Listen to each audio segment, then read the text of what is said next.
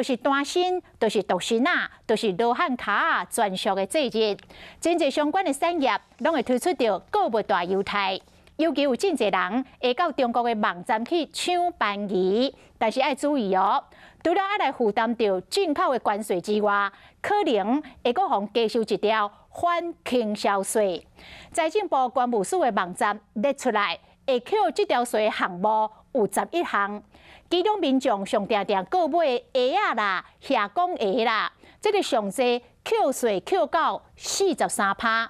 也毋过，若是你购买的价数伫个2000块以下者，都符合着免税规定，安尼都毋免 扣掉这条钱。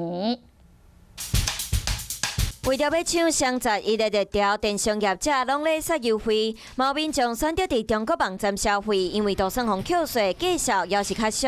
毋过除了关税，有可能阁会互加收一条反倾销税。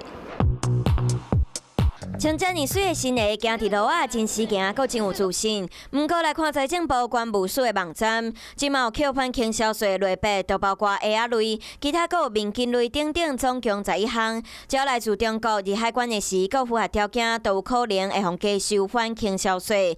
其中鞋仔上重会扣43%，面巾29%。平面皮底、平面胶底跟胶面胶底的鞋子，就只要这一类鞋子都会扣。对。 建议规定，新式的管打的鞋仔、冬鞋、凉鞋、休闲鞋等等，拢伫反倾销税扣税范围。毋过，运动鞋、工作鞋、拖鞋和医疗用鞋拢无限制。其中来自特定2间公司扣税扣较少，毋过其他的厂商会互扣43.46%。毋过民众若要真少，大部分会符合免税规定。这个倾销税还是有适用低价免税啊，所以你有2000块钱以下还是不用课税啊，只要超过2000块，就是全部的税都要课。